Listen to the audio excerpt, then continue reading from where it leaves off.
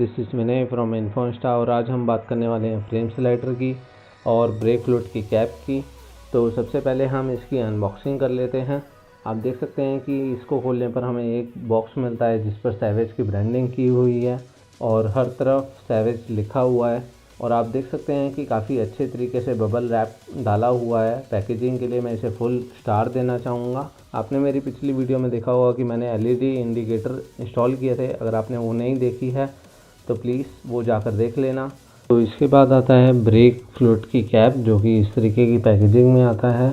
आपने देखा कि इसकी पैकेजिंग भी बहुत अच्छी है। और अभी हम आगे अनबॉक्स कर लेते हैं और अब मैं आपको फ्रेम स्लाइडर दिखा देता हूं। तो आप देख सकते हैं कि इनको भी बहुत ही अच्छे से पैक किया गया है।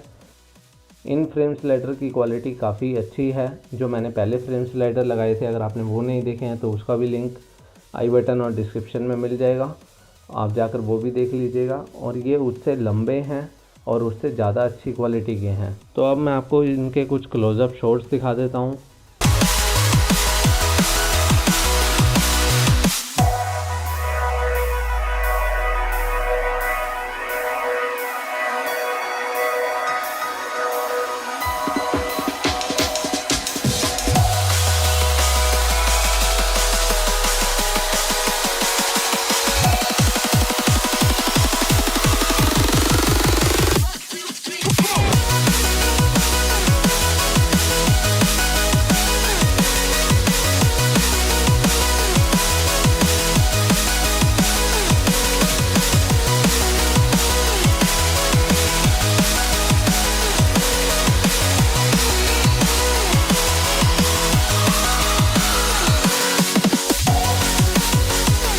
तो आइए देख लेते हैं कि इनका इंस्टॉलेशन कैसे होता है।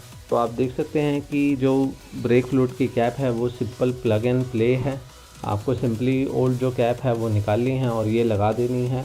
इसका फ़ायदा ये है कि आपको अच्छी लुक देती है। पुरानी कैप है वो बिल्कुल भी अच्छी नहीं लगती, इसलिए मैंने ये कैप मंगाई और इसको चेंज कर दिया। तो गाइस आप देख सकते हैं कि फ्रेम स्लाइडर मैं लगा चुका हूँ। मैं आपको बताना चाहूँगा कि जब ये मैंने मंगाए थे तो इसका जो माउंटिंग ब्रैकेट था वो थोड़ा सा डिफरेंट था और मैंने इसे खुद जाकर बनवाया था।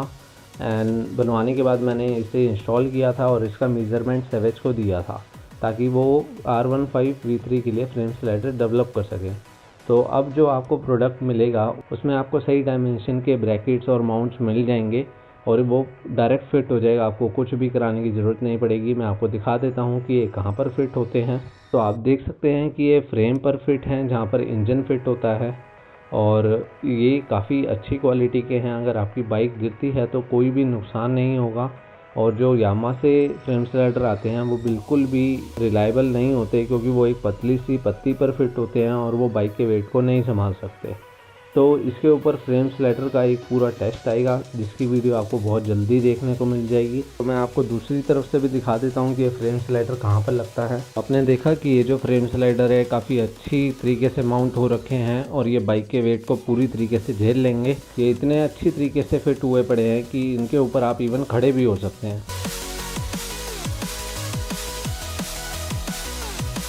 अगर आपको भी ये फ्रेम स्लाइडर या ये एलईडी इंडिकेटर ख़रीदने हैं तो आपको लिंक्स डिस्क्रिप्शन में मिल जाएंगे, आप जाकर वो चेक कर लीजिएगा। तो गाइस आपको ये वीडियो कैसी लगी प्लीज़ कमेंट करके ज़रूर बताना। And this is Vinay from Info Insta signing out. Take care, bye bye.